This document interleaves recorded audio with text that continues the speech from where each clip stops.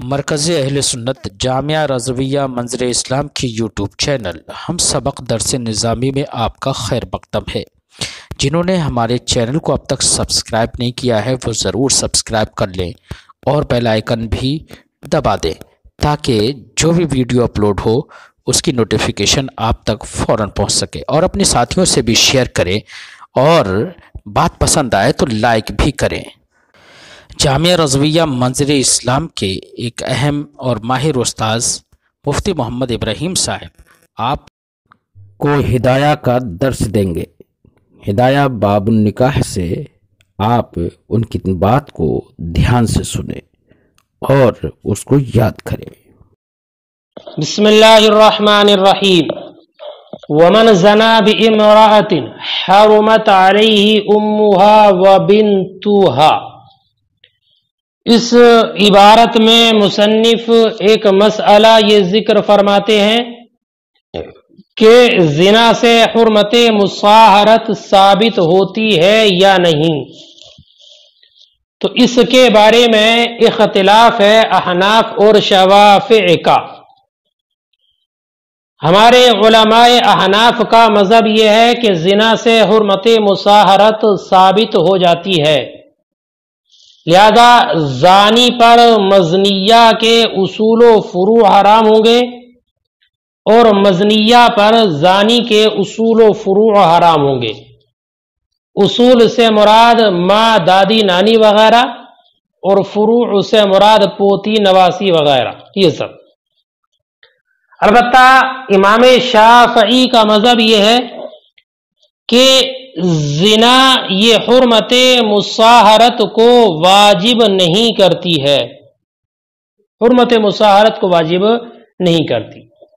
تو ان کے نزدیک زنا کی بنیاد پر زانی کے اصول و فروع مزنیہ کے لیے حلال ہوں گے اور مزنیہ کے اصول و فروع زانی کے لیے حلال رہیں گے۔ دلیل سنیے امام شافعی کی۔ ان کی دلیل یہ ہے کہ زنا یہ ایک فعل حرام ہے، فعل حرام، اور مصاہرت کا معنی دامادی رشتہ، دامادی رشتہ، مصاہرت یہ ایک نعمت ہے، نعمت۔ اللہ تبارک و تعالی نے قرآن مقدس میں ارشاد فرمایا احسانات کے موقع پر، وَهُوَ الَّذِي خَلَقَ مِنَ الْمَاءِ بَشَرًا فَجَعَلَهُ نَسَبًا وَصِهْرًا، نَسَبًا وَصِهْرًا، کہ اللہ تعالیٰ وہ ہے کہ جس نے پانی سے انسان کو پیدا کیا، پھر اس کو نسب والا اور دامادی رشتے والا پیدا فرمایا، دامادی رشتے والا۔ تو دامادی رشتہ یہ ایک نعمت ہے اور زنا ایک فعل حرام، اور نعمت کا حصول فعل حرام سے نہیں ہوتا، نہیں ہوتا۔ لہذا اس بنیاد پر زنا سے حرمت مصاہرت کا ثبوت بھی نہیں ہوگا امام شافعی کے نزدیک۔ ہماری دلیل یہ ہے کہ وطی یہ سبب جزئیت ہے ولد کے واسطے سے، وطی سبب جزئیت ولد کے واسطے سے، یہاں تک کہ ولد کو ان دونوں میں سے ہر ایک کی طرف مکمل طور پر منسوب کیا جاتا ہے۔ مثلا باپ کی طرف نسبت کرتے ہوئے کہا جائے کہ یہ فلاں کا بیٹا ہے، فلاں کی لڑکی ہے، یا عورت کی طرف نسبت کرتے ہوئے کہا جاتا ہے کہ یہ بچہ فلاں عورت کا ہے، یہ لڑکا فلاں عورت کا ہے۔ لہذا اب موتوعہ کے اصول و فروع واتی پر حرام ہوں گے اور واتی کے اصول و فروع موتوعہ پر حرام ہوں گے، اس لیے کہ بچہ ولد نے واتی اور موتوعہ کے درمیان اتحاد اور جزئیت کو پیدا کر دیا ہے، اتحاد اور جزئیت کو پیدا کر دیا ہے۔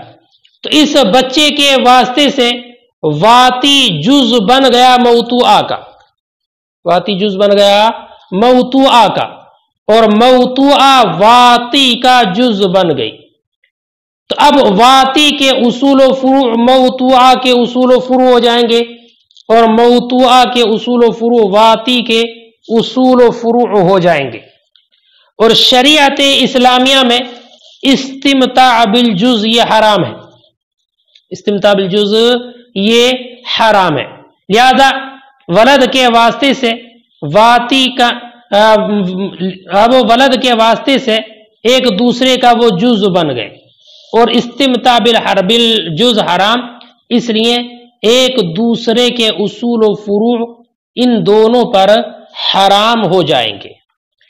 یہاں پر ایک اعتراض ہو سکتا ہے، اور وہ یہ کہ جب یہ بات ثابت ہو گئی کہ بچے کے واسطے سے موتوعہ واتی کا جز اور واتی موتوعہ کا جز، تو اب ایک مرتبہ جب بچہ پیدا ہو گیا تو دوبارہ موتوعہ اس کے لیے حلال نہیں رہنا چاہیے، حالانکہ حکم اس کے برخلاف ہے کہ اس کے بعد بھی وہ حلال رہتی ہے.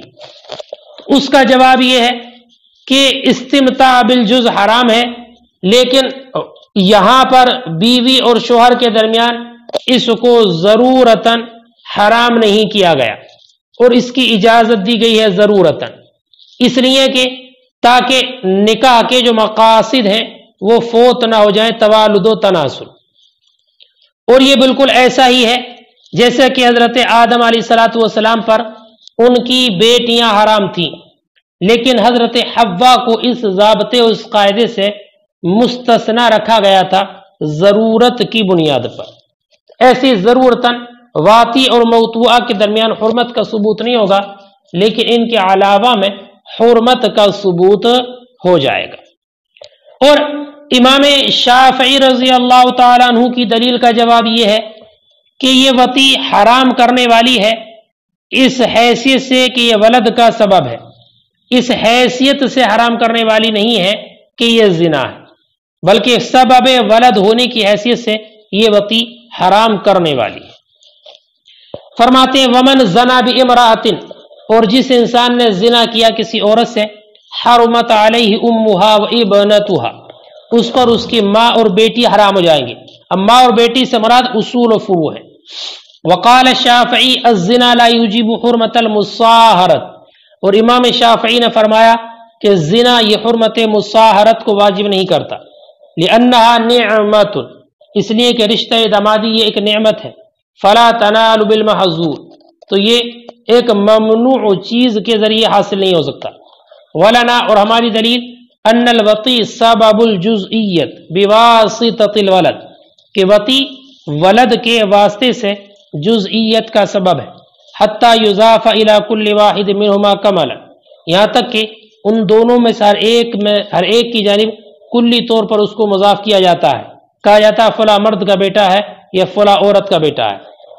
فیصیر اصولها وفروعها کاصولہ وفروعہ، تو ہو جائیں گے عورت کے اصول و فروع مرد کے اصول و فروع کے مثل.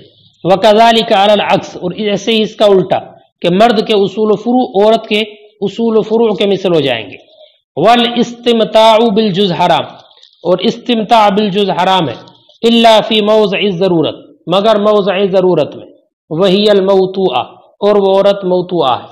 والوطی محرم، اور وطی حرام کرنے والی ہے اس حیثیت سے انہ سبب الولد، کہ یہ ولد کا سبب ہے. لا من حیث انہ زنا، اس حیثیت سے نہیں کہ یہ زنا ہے. ومن مستہ امرأة بشہوة حرمت علیہ امہا و ابنتہا، اور وہ شخص جس کو کسی عورت نے شہوت کے ساتھ چھوا تو اس مرد پر اس کے اصول و فروع یعنی ماں اور بیٹی حرام ہو جائیں گے. مس چھونا یہ عام ہے، عمدن ہو یا خطأن یا بھول کر ہو، خوشی سے ہو یا بغیر خوشی کے. اگر شہوت کے ساتھ چھونا ہے تو امام اعظم کے نزدیک حرمت مصاہرت کا ثبوت ہو جائے گا، اور امام شافعی کے نزدیک حرمت مصاہرت ثابت نہیں ہوگی. لیکن بیٹا ایک بات کا خیال رکھنا کہ یہاں جو اختلاف ہے امام اعظم اور امام شافعی کا، یہ مس حلال میں اختلاف ہے، مس حرام میں نہیں۔ یعنی ایسا چھونا ہو جو ایک دوسرے کے لیے چھونا حلال ہو، یعنی بعد نکاح چھونا ہو۔ اس لیے کہ ابھی آپ نے پڑھا کہ امام شافعی کے نزدیک وطی حرام موجب حرمت نہیں ہے۔ اگر زنا کیا تو زنا حرمت مصاہرت کو واجب نہیں کرتی، تو جو وطی حرام نہیں کرتی تو مس حرام بدرج اولا حرمت مصاہرت کو واجب نہیں کرے گا۔ ان کا اختلاف جو ہے یہ مس حلال میں ہے۔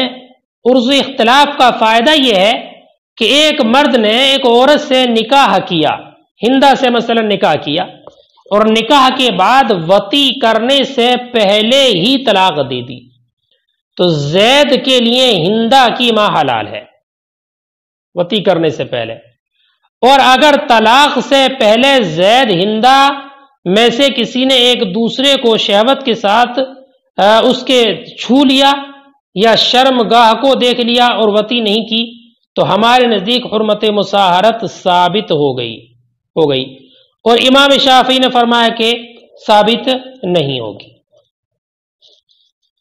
ثابت نہیں ہوگی۔ اسی طریقے سے یہ اختلاف اس صورت میں بھی ہے کہ اگر مرد نے عورت کو چھو لیا، مرد نے عورت کو شہوت کے ساتھ چھو لیا، یا مرد نے شہوت سے عورت کی شرمگاہ کو دیکھا، یا عورت نے شہوت کے ساتھ مرد کی شرمگاہ کو دیکھا، تب بھی یہی حکم ہے کہ حرمت کا ثبوت ہو جائے گا ہمارے نزدیک۔ امام شافعی کی دلیل یہ ہے کہ مس اور نظر یعنی چھونا اور دیکھنا یہ دونوں وطی کے معنی میں نہیں ہے، دخول کے معنی میں نہیں ہے۔ یہی وجہ ہے کہ ان دونوں سے روزے کا فاسد ہونا، احرام کا فاسد ہونا اور غسل کا واجب ہونا یہ حکم متعلق نہیں ہے، ان دونوں سے یہ حکم متعلق نہیں ہے۔ جب متعلق نہیں ہے تو یہ دونوں دخول کے حکم میں بھی نہیں ہوں گے، دخول کے معنی میں بھی نہیں ہوں گے، کہ روزے کی حالت میں دخول روزے کو فاسد کر دیتا ہے، ایسی احرام کو فاسد کر دیتا ہے اور دخول سے واجب ہوتا ہے، لیکن چھونے سے یا نظر کرنے سے نہ روزہ باطل ہوتا ہے، نہ احرام ٹوٹتا ہے اور نہ ہی غسل واجب ہوتا ہے۔ لہذا اگر مس اور نظر دخول کے ساتھ لائق نہیں تو اس کے ساتھ ملحق کرنے کی ضرورت بھی نہیں، اس لیے کہ وہ اس کے معنی میں نہیں، جب معنی میں نہیں تو ان کا وہ حکم بھی نہیں ہوگا۔ ہماری دلیل یہ ہے کہ مس اور نظر یہ داعی الی الوطی ہیں، مس اور نظر داعی الی الوطی ہیں، سبب ہیں ایسے جو وطی کی طرف پہنچانے والے، لہذا ہم نے احتیاطاً داعی الی الوطی کو وطی کے قائم مقام قرار دیا ہے، وطی کے قائم مقام قرار دیا ہے موضع احتیاط میں، اور یہ کہا ہے کہ اس سے بھی حرمت کا ثبوت ہو جائے گا۔ امام شافعی کی دلیل کا جواب یہ ہے کہ مس و نظر سے اگر فساد صوم وغیرہ احکام ثابت ہو جائیں تو مس اور نظر یہ حقیقتاً وطی ہو جائیں گے، حالانکہ ہم نے ان کو حقیقتاً وطی نہیں کہا ہے، بلکہ داعی الی الوطی ہونے کی بنیاد پر احتیاط کے مقام پر وطی کے قائم مقام کیا ہے۔ ہمارے مذہب کی تائید ایک حدیث پاک سے بھی ہوتی ہے جس کے راوی حضرت ام ہانی ہے، وہ کہتی ہیں نبی اکرم صلی اللہ علیہ وسلم سے روایت ان رسول اللہ صلی اللہ علیہ وسلم من نظر الی فرج امرأۃ حرمت علیہ امہا و بنتہا، اور ایک دوسرے حدیث پاک میں ان ابن عمر قال انہ قال اذا جامع الرجل المرأة قبلها او لمسها بشہوۃ او نظر الی فرجها بشہوۃ حرمت علی ابیہ و ابنہ وحرمت علیہ امہا و ابنتہا۔ ان احادیث سے ہمارے مذہب کی تائید ہوتی ہے کہ چھونے اور شہوت کے ساتھ دیکھنے سے بھی حرمت کا ثبوت ہو جائے گا۔ امام صاحب ہدایہ نے مس بشہوت کی تعریف فرمائی ہے کہ مس بشہوت یہ ہے کہ اس کا اعلیٰ منتشر ہو جائے، یا اگر پہلے سے انتشار تھا تو اس میں اور زیادتی ہو جائے، اس میں اور زیادتی ہو جائے اگر پہلے سے اس میں انتشار تھا تو۔ اور شرمگاہ کی طرف دیکھنے سے مراد یہ ہے کہ وہ شرمگاہ فرج दाखिल की तरफ देखे, और फर्ज दाखिल की तरफ देखना उसी वक्त मुतहक्कक होगा जब कि औरत बेरहना होने की हालत में किसी चीज़ से टेक वगैरह लगाकर बैठी हो और टांगें अपनी खड़ी कर रखी हो, टांगों को खड़ा किया हो तभी होगा। और अगर औरत खड़ी हुई थी या वैसी बैठी हुई थी और उसकी तरफ देखा तो इससे हुर्मत का सबूत नहीं होगा। और अगर किसी को छुआ और उसको इंजाल हो गया तो अब हुर्मत का सबूत होगा या नहीं, तो एक कौल तो यह है कि हुर्मत का सबूत हो जाएगा, लेकिन सही यह है कि हुर्मत का सबूत नहीं होगा, इसलिए कि इंजाल से ये बात जाहिर हो गई कि ये छूना मुफज़ी इलल वती नहीं है। और इसी तरीके पर अगर किसी ने किसी की वती किसी औरत की पीछे के मकाम में वती की, है ना, उसकी मिक़ाद में दुबर में वती की और इंजाल हो गया तो ये भी मूजिब हुर्मत नहीं है, और अगर इंजाल नहीं हुआ तो मूजिब हुर्मत है। फरमाते वमन मस्सतहु इमराअतुन बिशहवतिन, और जिसको छुआ किसी औरत ने शहवत के साथ, उस पर हराम हो जाएगी उसकी माँ और बेटी। वक़ाल शाफ़िई ला तहरुम, और इमाम शाफ़िई ने फरमाया हराम नहीं होगी। वाला हादल खिलाफ मस्सुहु इमराअतन बिशहवतिन, और इसी इख्तिलाफ पर है मर्द का औरत को शहवत के साथ छूना। व नज़रुहु इला फर्जिहा, और मर्द का औरत की शर्मगाह की तरफ देखना। व नज़रुहा इला ज़करी, और औरत का मर्द के ज़कर की तरफ देखना शहवत के साथ। लहू, इमाम शाफ़ी की दलील अन्नल मस्सा व नज़रा लैसा फ़ी माना दुखूल, के मस व नज़र दुखूल के माना में नहीं है। वलिहाज़ा ला यतअल्लक़ु बिहिमा फ़सादुस्सौमी वल इहरामी, इसी वजह से इन दोनों से रोज़े का फ़साद और एहराम का फ़साद मुताल्लिक़ नहीं होता और वजूब गुस्ल मुताल्लिक़ नहीं, है ना, तो ये दुखूल से और वती से मुल्हक़ भी नहीं होंगे। वलना, और हमारी दलील अन्नल मस्सा वन नज़रा सबबुन दाइन इलल वती, के मस और नज़र ये ऐसे सबब हैं जो वती तक पहुँचाने वाले हैं। फ़युक़ामु मक़ामा फ़ी मौज़िल एहतियात, तो ये उसके कायम मकाम होंगे मौज़े एहतियात में। सुम्मा अन्नल मस्सा बिशहवतिन, फिर शहवत के साथ छूना, अन यंतशिरल आला, ये है कि आला मुंतशिर हो, औ तज़दादा इंतिशारन, ये इंतिशार में ज़्यादती हो, यही सही है। वल मुअतबर अन नज़्रु इलल फर्ज दाखिल, और मुअतबर फर्ज दाखिल की तरफ देखना है। वला यतहक्ककु ज़ालिका इल्ला इंद इत्तिकाइहा, और ये मुतहक्कक नहीं होगा मगर उसके टेक लगाने के वक्त। वलो मस्सा, और अगर औरत को छुआ, फ़अनज़ला, और इंजाल हो गया, फ़क़द क़ीला अन्नहु यूजिबुल हुर्मत, तो ये कहा गया कि यह हुर्मत मुसारत को वाजिब कर देगा। वस्सही अन्नहु ला यूजिबुहा, लेकिन सही यह है कि यह हुर्मत मुसारत को वाजिब नहीं करेगा। लिअन्नहु बिल इंजाली तबय्यना अन्नहु गैर मुफ़ज़िन इलल वती, इसलिए कि इंजाल से ये बात ज़ाहिर हो गई कि ये मुफ़ज़ी इलल वती नहीं है। व अला हाज़ा इत्यानुल मरअा, और इसी पर है औरत की दुबुर में आना, औरत की दुबुर में आना, यानी अगर इंजाल हो गया तो उस वक्त में हुर्मत साबित नहीं होगी, और अगर इंजाल नहीं हुआ तो हुर्मत का सबूत होगा। इमाम आज़म रज़ी अल्लाह तआला अन्हु के नज़दीक हुर्मत मुसारत के सिलसिले में हुक्म यह है कि अगर औरत से निकाह किया अगरचे वती न की हो, तब भी सास की हुर्मत का सबूत हो जाएगा। सास की यानी बीवी की माँ का हुर्मत का सबूत हो जाएगा। बीवी की माँ की हुर्मत के लिए वती वगैरह शर्त नहीं है। ये इमाम आज़म का मज़हब है।